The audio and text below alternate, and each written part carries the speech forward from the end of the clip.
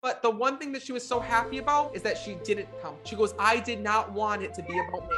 She goes, and I would have hated for you to look over to me, worry about me, and see me being uncomfortable.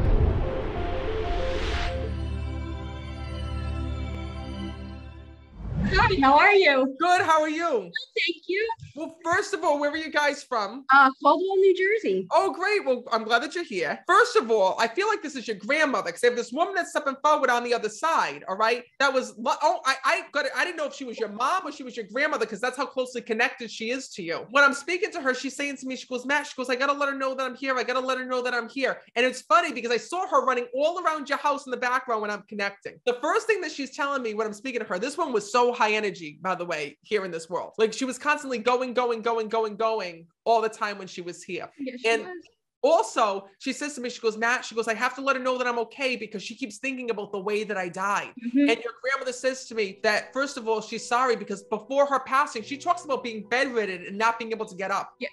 She says, and Matt, she goes, I wish that nobody in my family saw that. And more importantly, your grandmother tells me that right up to the end, she was very with it here in this world.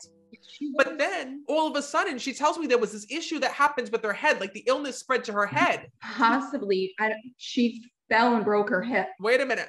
She's telling me, I felt like that she either had a stroke or there was some type of a loss of oxygen that had happened because your grandmother's telling me before she had died, she talks about her not being able to remember. She was like incoherent before she had passed.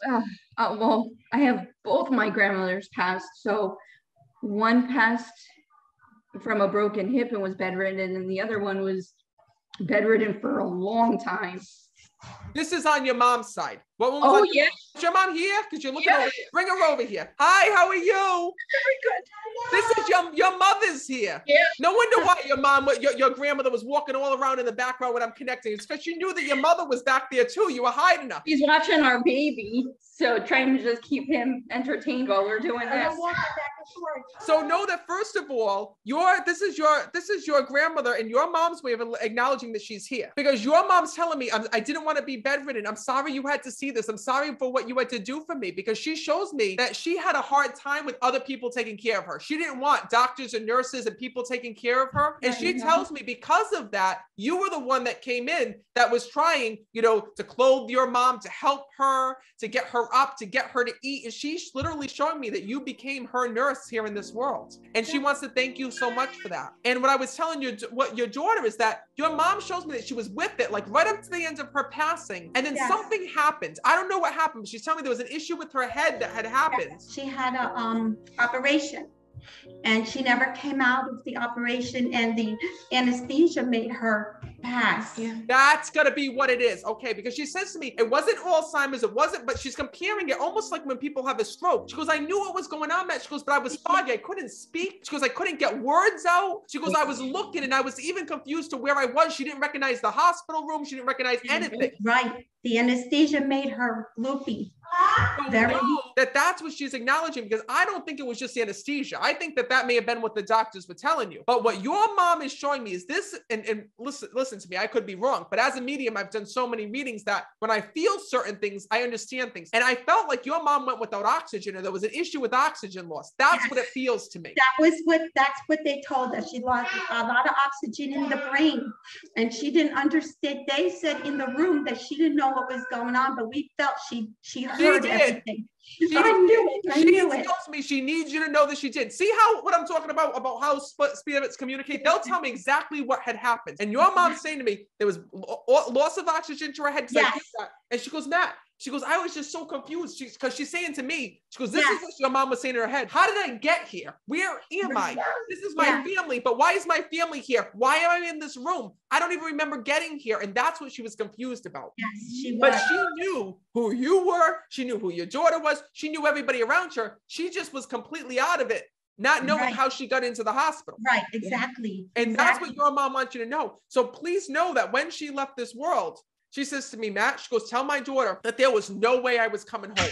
And she needs you to know that because you told your mom that you were going to stay with her for as long as she needed until she was able to come home. Do you understand that? Told her, we kept telling her. Your mom is saying to me, thank you for staying with me. Thank you for staying with me. She's saying to me, because she literally shows me you laying next to her and I see you holding her hand. I see you doing all of these things with her. And then also at one moment, she tells me that you were, somebody was showing her pictures either on your phone or you're bringing pictures in. Wedding pictures.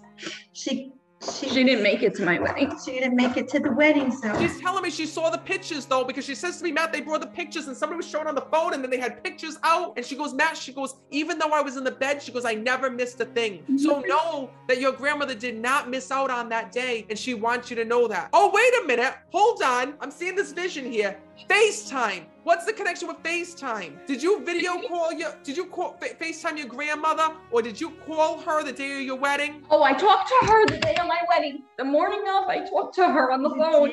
Yeah, morning. I love it when I do a reading. This is why I tell people, sometimes people are like, I don't know. Another family member does. Hello, pay attention. She's telling me, she goes, Matt, I was with her. I remember talking to her on that day. She says, your grandmother didn't know, I don't know if it was just her illness at the end, but she says to me, somebody held the phone up to her. All she remembers is the phone being held up and her talking to you and hearing your voice. She did.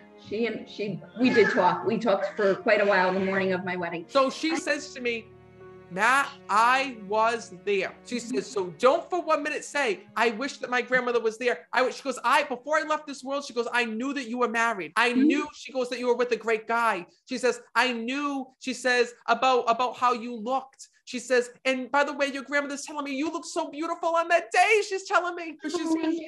She goes, oh my God. She wanted so bad to get out of the room, out of the hospital and come to the wedding. And we wanted her to come so bad. She's telling me, wait a minute. She tells me she had a dress. Her dress was picked out, she tells me.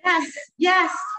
She goes, Matt. She goes, I had a dress. I was supposed to be there. You don't understand, Matt. Because she shows me, it was like, I see a dress hanging like over a closet door, which is her way of acknowledging. I don't know if it was hanging up in her bedroom or if you had that dress hanging there, but she says to me when I'm connecting, she goes, Matt, she goes, I was supposed to get in that dress. I was supposed to go. Wow. Yep. Yeah. She says, but the one thing that she was so happy about is that she didn't come. And I'm going to tell you why. She goes, I did not want it to be about me. She goes, I did not want it. She says, she goes, I didn't want to take away from your time. She says, walking down the aisle, having your first dance, having your first look, doing whatever you had to do. She goes, I didn't want you worrying about me the whole time. She goes, because I wouldn't have even been able to stay. She goes, and I would have hated for you to look over to me, worry about me and see me being uncomfortable. Yeah. Yeah. We had that feeling too, that it was best. Sorry. And it was January. What? It was the coldest day of the year. Wait a minute. Did you bury her in that wedding dress? No. Because my sister bought her a new dress. She's telling me, she goes, Matt, she goes, they were going to bury me in the wedding dress. She's telling me. Oh, we thought about it. Oh my goodness.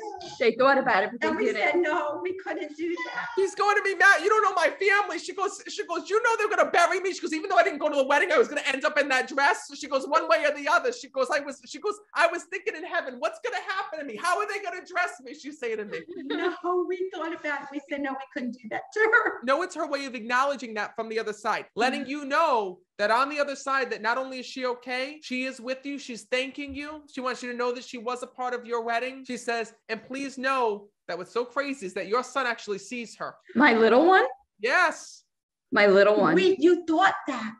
You thought he was seeing somebody and talking to people. You said that. He's seeing your grandmother because your grandmother comes and visits him. She would do that too. Wow. She would do that. She says, because this is how they tell me things. She was saying to me, I play with the baby. I play with the baby. I'm hearing that in my ear. So no, it's her way of acknowledging that. And you just felt the chills.